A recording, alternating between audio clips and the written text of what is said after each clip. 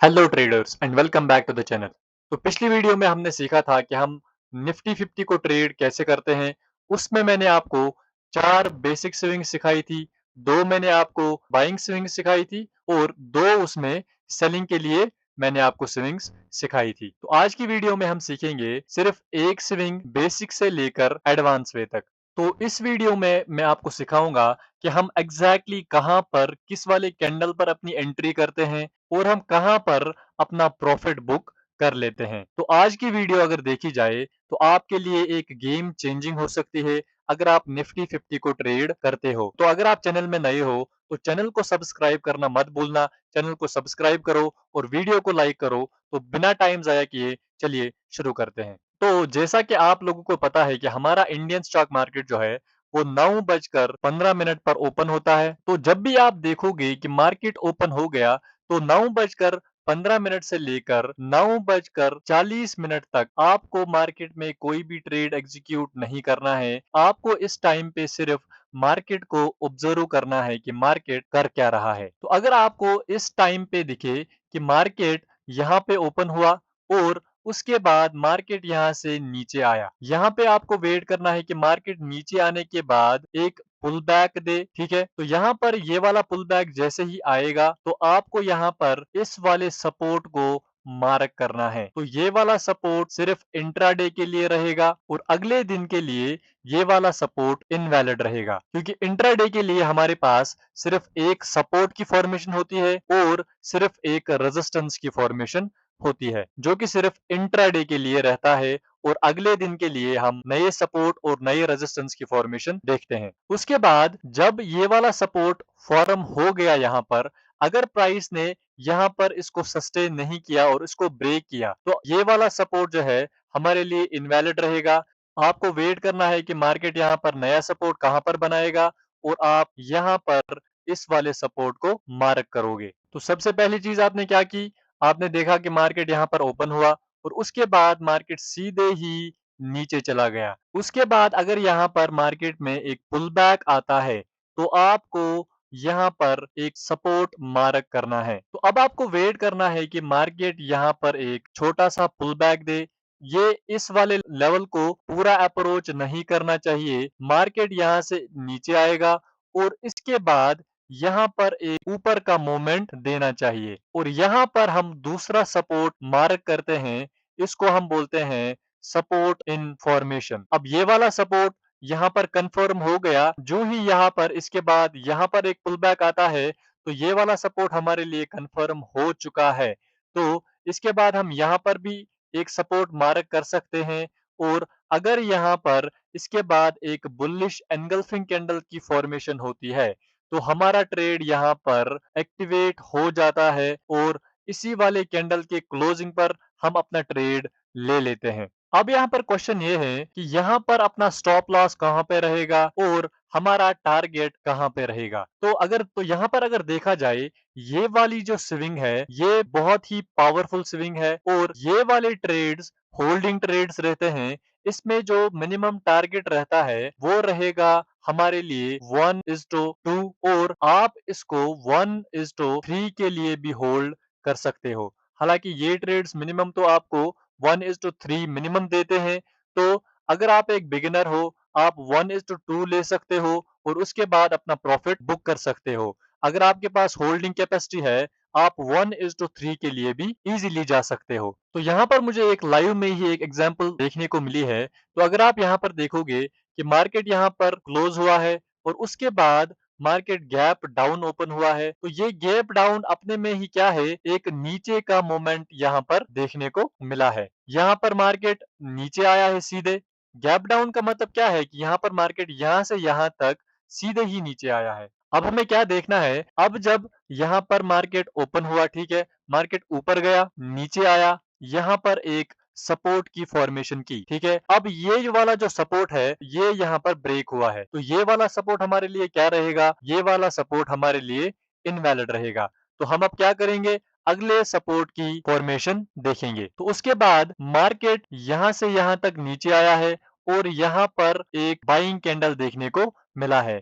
तो हम यहाँ पर इसको यहाँ से यहाँ तक एक सपोर्ट मार्क करेंगे और उसके बाद यहाँ पर मार्केट ऊपर गया, नीचे आया, उसके बाद ऊपर जाने लगा, यानी कि इस वाले सपोर्ट को पूरा अप्रोच नहीं किया। आप यहाँ पर देखो, इस वाले सपोर्ट को पूरा अप्रोच नहीं किया, यानी कि यहाँ पर बायर्स इंटरेस्टेड थे और प्राइस को ऊपर ले गई। अब यहाँ पर देखो, यहाँ पर हमने इस वाले सपोर्ट को मार्क किया, यहाँ पर प्राइस ऊपर गया, ठीक है, नीचे आया, यहाँ पर इस वाली लेवल को पूरा अप्रोच नहीं किया और उसके बाद यहाँ पर प्राइस ऊपर जाने लगा। अब यहाँ पर अपनी एंट्री कहां पर रहती? जैसे ही इस वाले कैंडल का हाई ब्रेक होता, हम यहाँ पर अपनी एंट्री एग्जीक्यूट कर सकते थे। तो ठीक है, हम इस वाले कैंडल की क्लोजिंग पर अपना ट्रेड एग्जीक्यूट करते, इस वाले लो तक अपना स्टॉप लॉस रहता और जो हमारा टारगेट रहता मिनिमम 1:2 रहता, जो कि यहाँ तक था और आप इसको देखो कहां तक ट्रेल भी कर सकते थे। ये ट्रेड परसों लिया गया है, हमने इसको अपने टेलीग्राम ग्रुप में भी शेयर किया था। तो इस वाले ट्रेड में आप देख सकते हो, अगर आपके पास होल्डिंग कैपेसिटी अच्छी है तो इस वाले ट्रेड ने हमें 1:5 रिस्क टू रिवॉर्ड ट्रेड दिया है। तो ये वाला ट्रेड जो है हमने अपने टेलीग्राम ग्रुप में भी शेयर किया हुआ था। आप यहाँ पर देख सकते हो कि हमने यहाँ पर अपनी एंट्री ली थी और अभी हमारा टारगेट हिट नहीं हुआ। तो उसके बाद अगर आप देखोगे, मार्केट ने यहाँ से अगर आप देखोगे एक पुल बैक दिया था, यहाँ पे लोग पैनिक सेलिंग भी करते हैं। उसके बाद अगर आप देखोगे 2 कैंडल्स में अपना टारगेट यहाँ पर हिट हो चुका था। तो आप हमारा टेलीग्राम ग्रुप भी ज्वाइन कर सकते हो। हम अपने ट्रेड शेयर करते हैं जब हम अपनी एंट्री लेते हैं। तो ये वाला ट्रेड भी आप देख सकते हो, ये हमने जीबीपी जेपीवाई में लिया था।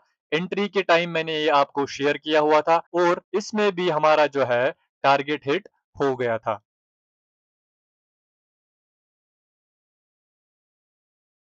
ठीक है, ये निफ्टी का जो है फ्राइडे का चार्ट है। अभी हम आपके साथ वो चार्ट शेयर करते हैं जो रिसेंटली मार्केट ने बनाए हैं। हम कोई ओल्ड डाटा आपके साथ शेयर नहीं करते हैं। हम मार्केट में नया जो चार्ट बनता है, रिसेंट चार्ट जो है, हम उन्हीं पे अपनी एनालिसिस करते हैं, उन्हीं पे अपने ट्रेड्स भी आपको शेयर करते हैं। तो अब हमने सीखा कि हम निफ्टी 50 को एक स्विंग से ट्रेड कैसे करते हैं। तो वो स्विंग कौन सी है कि मार्केट जब सुबह ओपन होगा तो मार्केट डायरेक्टली सुबह क्या करना चाहिए? सुबह नीचे आना चाहिए, एक बड़ा मूवमेंट देना चाहिए। नीचे की ओर एक बड़ा मूवमेंट आना चाहिए। उसके बाद जब एक पुल बैक आएगा तो हमें उसी पुल बैक के नीचे एक सपोर्ट मार्क करना है। ठीक है? तो उसके बाद मार्केट फिर दोबारा नीचे आता है, लेकिन इस वाली लेवल को पूरा अप्रोच नहीं करना चाहिए। तो जब आपको दिखे कि मार्केट यहाँ से नीचे आया और यहाँ पर एक बुलिश एंगल्फिंग कैंडल की फॉर्मेशन की, तो मैक्सिमम केसेस में क्या होता है कि इसी बुलिश एंगल्फिंग कैंडल के ऊपर हम अपना ट्रेड प्लान करते हैं और जो हमारा इसमें रिस्क टू रिवॉर्ड रेशियो रहता है, इसी स्विंग के नीचे अपना स्टॉप लॉस रहेगा और हम इसमें एम करते हैं मिनिमम 1:2 और मैक्सिमम ये ट्रेड हमें देता है 1:4 से 1:5 तक। तो अगर आप एक बिगिनर हो तो आप 1:2 पर भी अपना ट्रेड जो है वो बुक कर सकते हो। अगर आपके पास पेशेंस है, आप होल्ड कर सकते हो।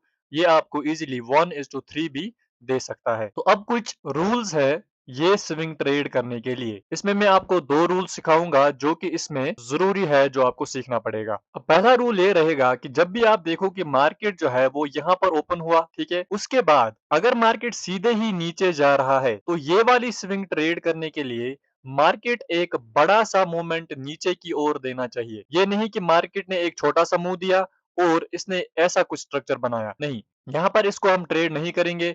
मार्केट को एक बड़ा मूवमेंट नीचे की ओर देना चाहिए, ठीक है? जो ये वाला मूवमेंट होना चाहिए, ये एक बड़ा मूवमेंट होना चाहिए। अगर ये एक छोटा मूवमेंट होगा, तो इसमें ऐसा कुछ स्ट्रक्चर अगर बनेगा, तो वो बड़े मूवमेंट्स हमें देखने को नहीं मिलते हैं। तो जब यहाँ से यहाँ तक एक बड़ा मूवमेंट देखने को मिलेगा, उसके बाद अगर हमें लोअर हाईज़ का स्ट्रक्चर मिलता है, तो ये हमें बड़े ट्रेड्स देता है। कंपेयर टू अगर यहाँ से यहाँ तक एक छोटा मूवमेंट आया और फिर कुछ ऐसा स्ट्रक्चर बनाया, तो इसमें हमें छोटे टारगेट्स देखने को मिलते हैं। तो फॉर एग्जांपल अगर आप यहाँ पर देखोगे, मार्केट यहाँ पर ओपन हुआ, ठीक है? मार्केट यहाँ पर फ्लैट ओपन हुआ, उसके बाद क्या किया? नीचे आया, ऊपर गया, नीचे आया और यहाँ पर एक बुलिश एंगल कैंडल की फॉर्मेशन की। क्या ये ट्रेड हम यहाँ पर एग्जीक्यूट करते? आंसर है नहीं, क्योंकि मैंने आपको पहले ही सिखाया कि मार्केट पहले नीचे जाना चाहिए, एक बड़े मोमेंट के साथ नीचे जाना चाहिए। क्या यहाँ पर ये एक बड़ा मोमेंट है? आंसर है नहीं। तो उसके बाद अगर आप देखोगे, मार्केट यहाँ से ऊपर गया, नीचे आया,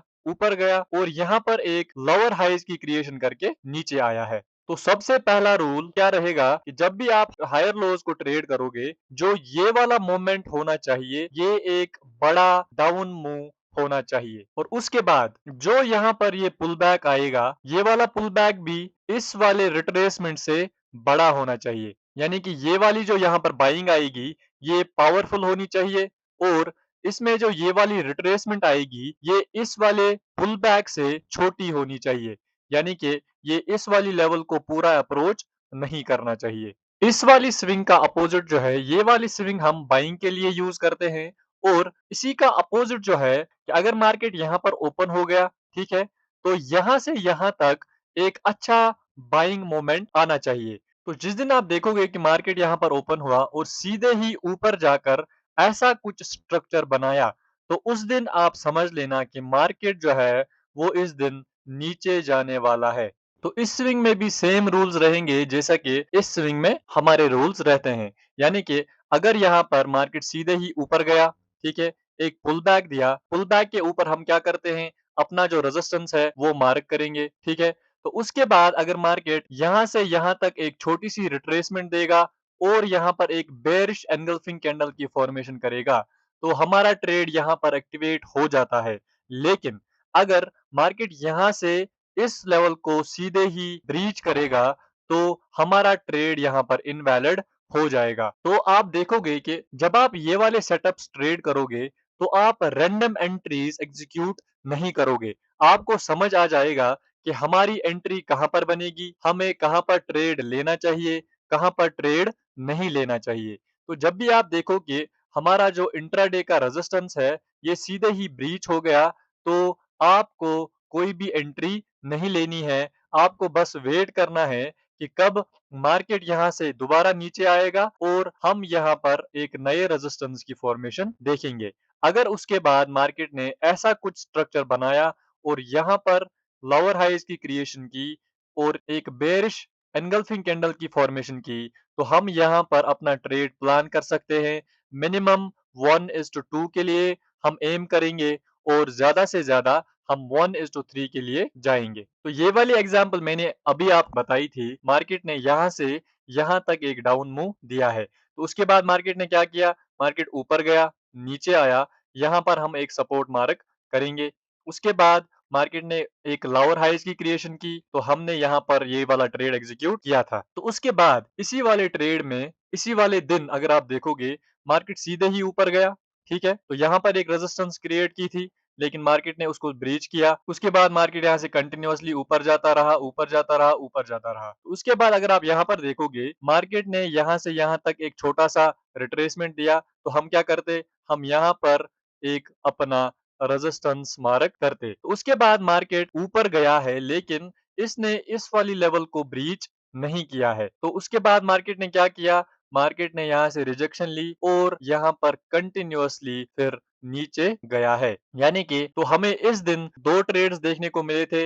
एक यहीं पर एक बाइंग का ट्रेड मिला था और एक सेलिंग का ट्रेड भी हमें यहाँ पर देखने को मिला था, जिसमें हमें 1:4 रिस्क टू रिवॉर्ड ट्रेड देखने को मिला था। और अब उसके बाद ही अगले दिन अगर आप देखोगे, मैं यहाँ पर आपको चार्ट रीड करना सिखा रहा हूँ। कई लोग फिर बोलते हैं कि सर ये वाला चार्ट तो बन चुका है, इसमें कोई भी बोल सकता है कि यहाँ पर ये हुआ, ऐसा हुआ, ये हुआ। मैं यहाँ पर आपको चार्ट रीड करना सिखा रहा हूँ। अगर आपको फिर रियल मार्केट में भी ऐसा कुछ स्ट्रक्चर देखने को मिलेगा, आप वहां पर अपना ट्रेड ले सकते हो। तो इसी अगले दिन अगर आप देखोगे कि मार्केट यहाँ पर फ्लैट ओपन हुआ, ठीक है, नीचे आया, लेकिन उतना नीचे नहीं आया कि हम इस वाली स्विंग को ट्रेड करते। इस वाली स्विंग को ट्रेड करने के लिए मैंने आपको बोला कि मार्केट एक बड़ा सा मूवमेंट नीचे की ओर देना चाहिए, लेकिन हमें इसमें कोई भी बड़ा सा डाउन मूवमेंट देखने को नहीं मिला है। तो मार्केट ने क्या किया, मार्केट नीचे आया, यहाँ पर एक कंसोलिडेशन की, फिर ऊपर गया, ठीक है, और उसके बाद मार्केट ने क्या किया, मार्केट यहाँ से यहाँ तक नीचे आया। तो यहाँ पर हम क्या करते, हम अपना रेजिस्टेंस यहाँ पर मार्क करते। ये वाला रेजिस्टेंस मैंने आपको बोला इंट्राडे का रेजिस्टेंस होता है, अगले दिन के लिए ये वाला रेजिस्टेंस वैलिड नहीं रहेगा। मार्केट यहाँ से यहाँ तक नीचे आया, एक पुल बैक दिया और यहाँ पर एक बेरिश एनगल्फिंग कैंडल की फॉर्मेशन की। तो हमारा जो ट्रेड यहाँ पर एग्जीक्यूट होता था, इसी बेरिश एनगल्फिंग कैंडल के क्लोजिंग पर रहता और जो हमारा इसमें रिस्क रहता वो यही बेरिश एनगल्फिंग कैंडल रहता और मिनिमम 1:2 के लिए आप जा सकते हो। तो अगर आप देखोगे हमारा इसमें 1:2 इजीली हिट हो चुका है। अगर आप उसके बाद होल्ड भी करते, आप 1:3 के लिए भी एम कर सकते थे। तो ये थी निफ्टी की 2 बेसिक स्विंग्स। अगर आप इन 2 बेसिक स्विंग्स को बैक टेस्ट करोगे, आप देखो कि रियल मार्केट में ये चीज़ें वर्क करती भी है कि नहीं करती है। तो बैक टेस्टिंग से आपको एक कॉन्फिडेंस आ जाएगा कि अगर ये चीज़ें वर्क करती है, तो आपको एग्ज़ीक्यूशन के टाइम वो डर नहीं रहेगा कि शायद मेरा लॉस हो जाएगा। कोई भी स्ट्रैटेजी यूज़ करने से पहले आप उस चीज़ को बैक टेस्ट करो। बैक टेस्टिंग के बाद आप में वो एक कॉन्फिडेंस आ जाएगा कि नहीं, ये वाली स्ट्रैटेजी वाक़ई में वर्क करती है। तब जाकर आपको ईज़ी रहेगा कि आप उस समय अपना ट्रेड विदाउट फ़ियर एग्ज़ीक्यूट कर सकते हो। तो पिछली वीडियो में मैंने आपको 4 स्विंग्स सिखाई थी। आप उन 4 स्विंग्स को और इन 2 स्विंग्स को आप आपस में कंबाइन कर सकते हो और आपके लिए निफ्टी 50 ईज़ी ट्रेड करना होगा अगर आप इन 4 स्विंग्स को मास्टर करोगे। अगर आपको कोई क्वेश्चन रहेगा तो आप मुझे टेलीग्राम पे मैसेज कर सकते हो। हम वहाँ पर आपके क्वेश्चंस का आंसर ज़रूर देंगे। और मुझे आप कमेंट सेक्शन में बता सकते हो कि अगली वीडियो हम कौन से वाले टॉपिक पर लाएँ। तो आज की वीडियो में इतना ही। Thank you. मिलते हैं अगले वीडियो में।